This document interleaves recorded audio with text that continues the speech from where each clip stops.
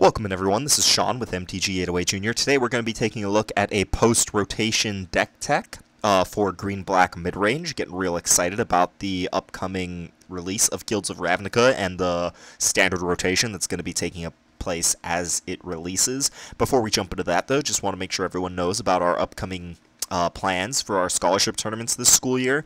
We will for sure be running our December scholarship tournament, where we'll be giving away $500 in scholarship to first place and $200 in scholarship to second place. And we are hoping to run a second scholarship tournament this school year in May, and that is pending on how close we get to our $400 stretch goal here on Patreon. We're about $52 away from that goal right now, and I'm pretty optimistic that we'll reach that goal before May, but if we hit that goal, then we will for sure run our May tournament, but it's looking pretty likely as of right now, so right now I would bank on there being 2 scholarship tournaments for this school year. So with that said, before we move on, just want to make sure everyone knows about our upcoming smaller youth standard Pauper tournaments. We have 2 more tournaments before rotation happens. The first one is on September 8th. It's going to be over at The Planet. They do have a new location on Yonge Street, so make sure you Google their location before you go if you have not yet been to their new location. So that's Saturday, September 8th. The rotation will not happen yet for this tournament. Same with our September 16th tournament, which will be over at Westside Comics and Games. So both of these tournaments, before Guilds of Ravnica comes out, format will be exactly the same as all of the content that we've released prior to this video. Our first tournament that we currently have scheduled that will take place after rotation happens will be October 21st. Guilds of Ravnica does come out on October 5th. Pre-releases will be September 29th to the 30th.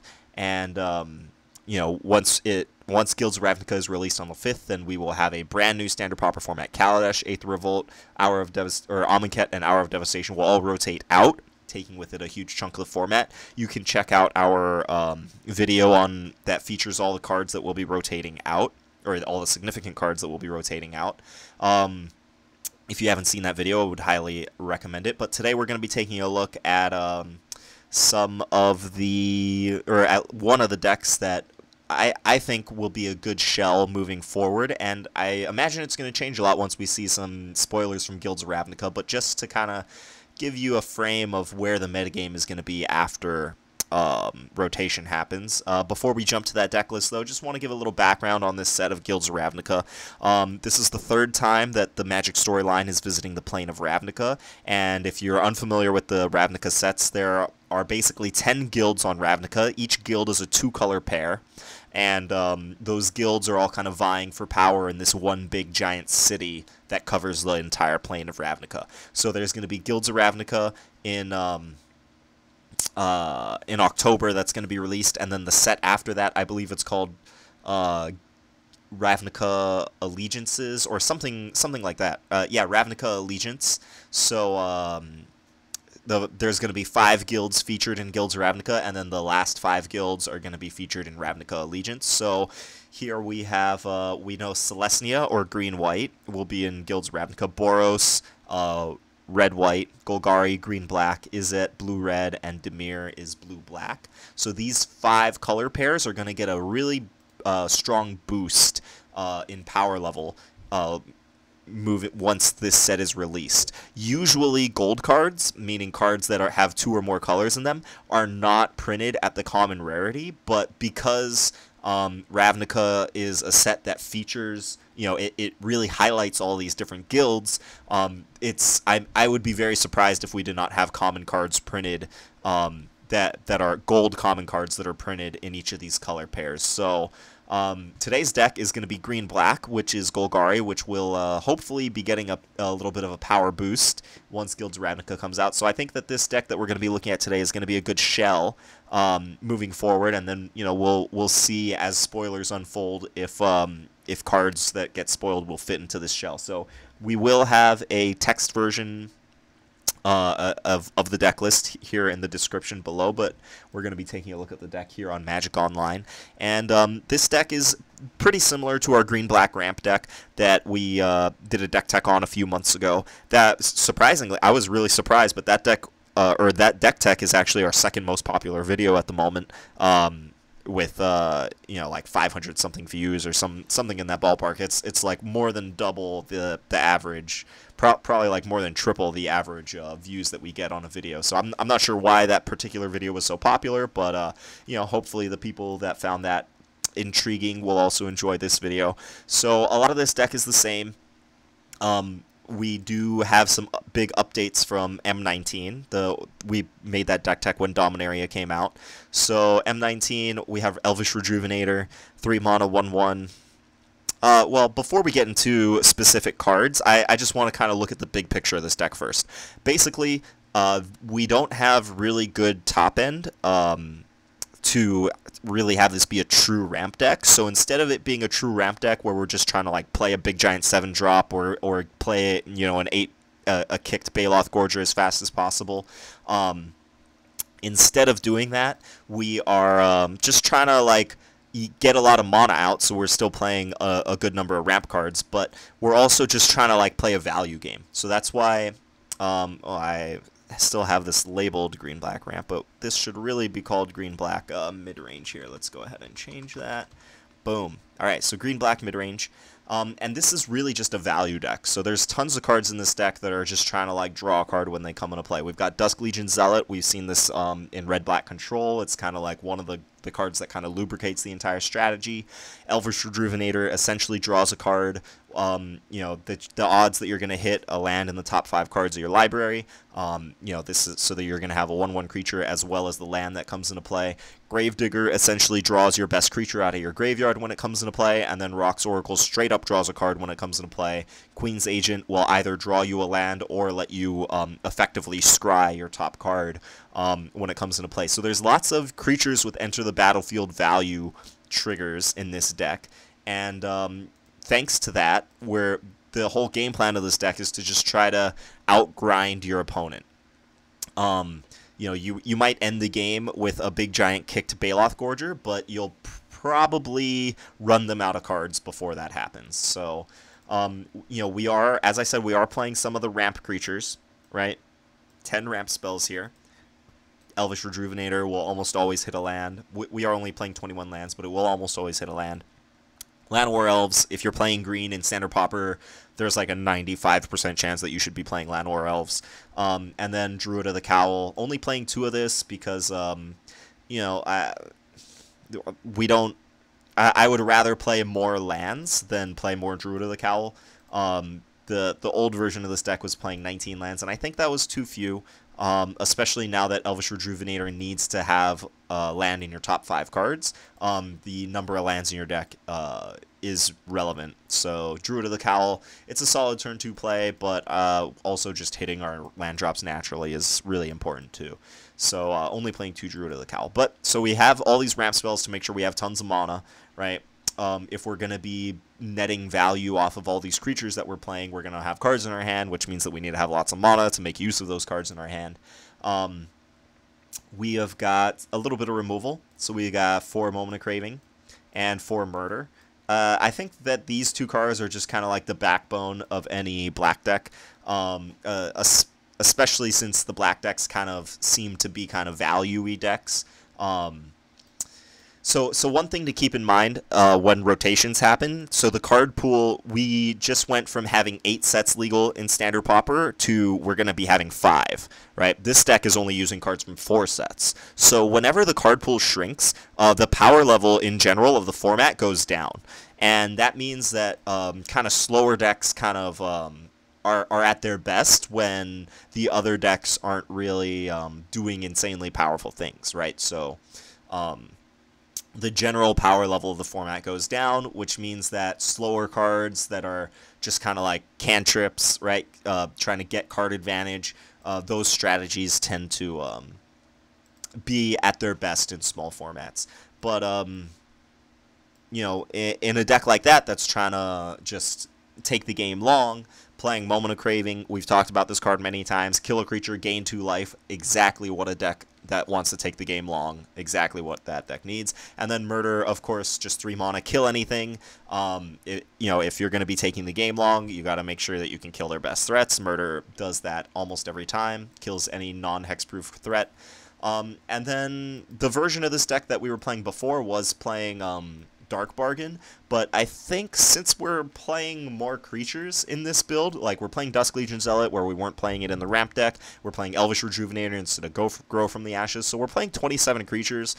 Gravedigger is almost always just going to be a 2-for-1, and then we won't have to lose the life from Dark Bargain.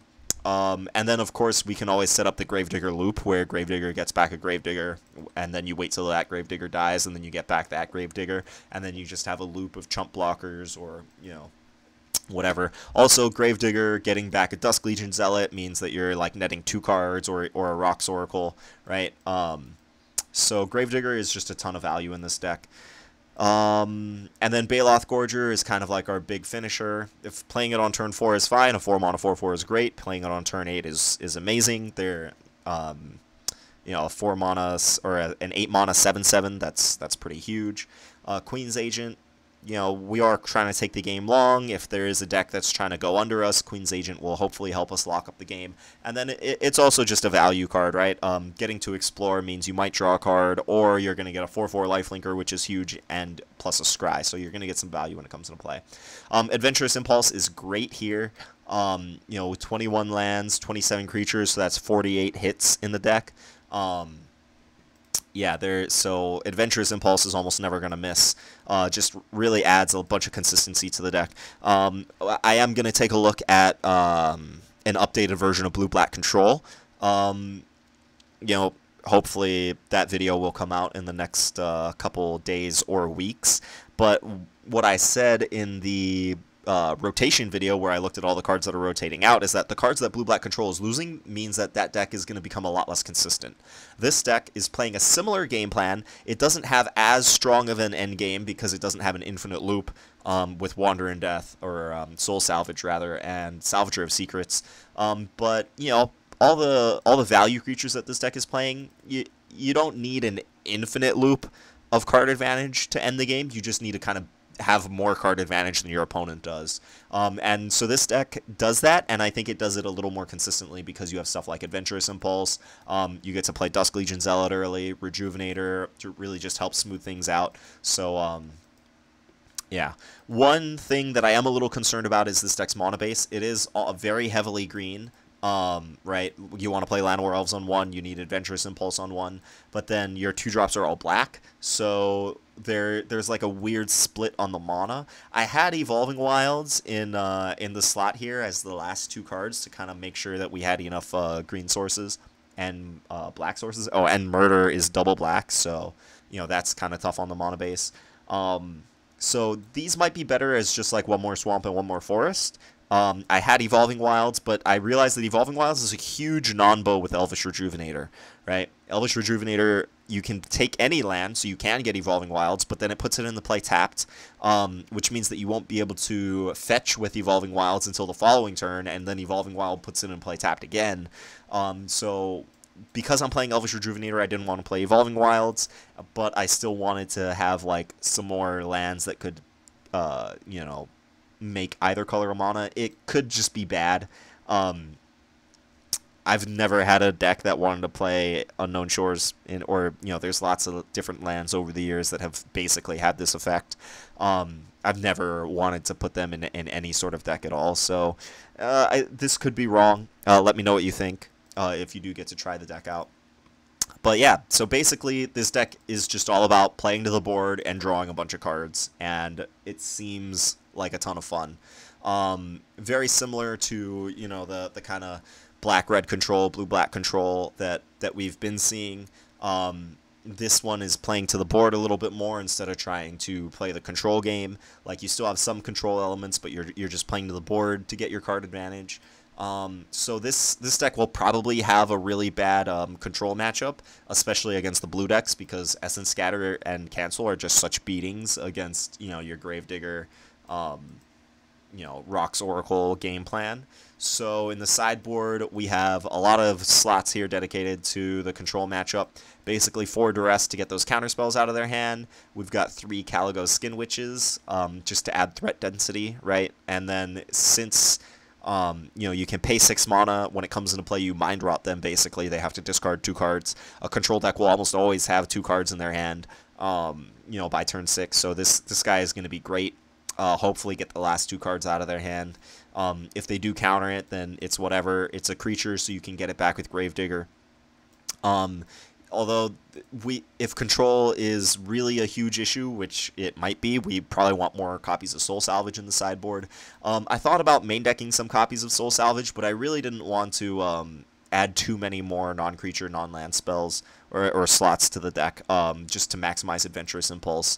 So I think going for consistency over late game inevitability, that was the choice I made for the main deck, but it could very well be that the sideboard wants more Soul Salvages. So that's kind of like our control package.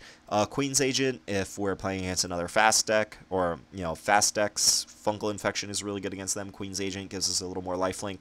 I don't know if Plummet is really the card that we want. We might just want a Spider here. Giant Spider got reprinted in M19, and then Mammoth Spider is in Dominaria. Both of them are very good against flyers, so we might just want those in that slot. I don't know. And then, you know, Short Sword is still in the format. There are some pacifism effects, right? The enchantments that keep creatures unable to enter combat, so I figure some copies of Naturalize will be good to round off the sideboard.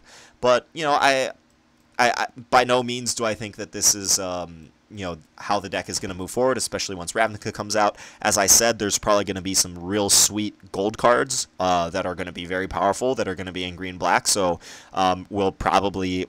while I think that this shell is going to be a great contender moving forward, I think that there are a bunch of pieces that can be replaced from the shell, and I'm very curious to see how it kind of evolves moving forward. But this general game plan of just playing a bunch of value creatures and trying to play to the board and get a bunch of cantrips off of your creatures, I think that's going to be a powerful game plan. So, you know, let me know what you think of the deck in the comments. I'd be very curious, or I'll probably try to update this deck as we get closer to Guilds of Ravnica getting released, but I think that this is going to be a good starting point to start thinking about how the metagame is going to shape up as after rotation happens. So thanks for stopping by, and if you appreciate the content that we make, or you just want to support Youth Magic here on Oahu, please consider becoming a Patreon subscriber. If we hit $400 a month on our stretch goal, then we'll for sure be able to run our May scholarship tournament as well as our December scholarship tournament. Keep your eyes peeled. We are a little bit behind on this, but we are hoping to have our awesome custom playmat for our bronze and higher contributors coming out in the next couple weeks. I have the art finalized. I just need to finalize the purchase from the vendor that we're gonna get it printed through, and then I'll have more details for you guys on that as it solidifies. But that is coming down the pipe. So you know, thanks for stopping by, and let us know what you think of the deck. Hit that like button, hit that subscribe button. Thanks for watching, and I will catch you next time. Peace.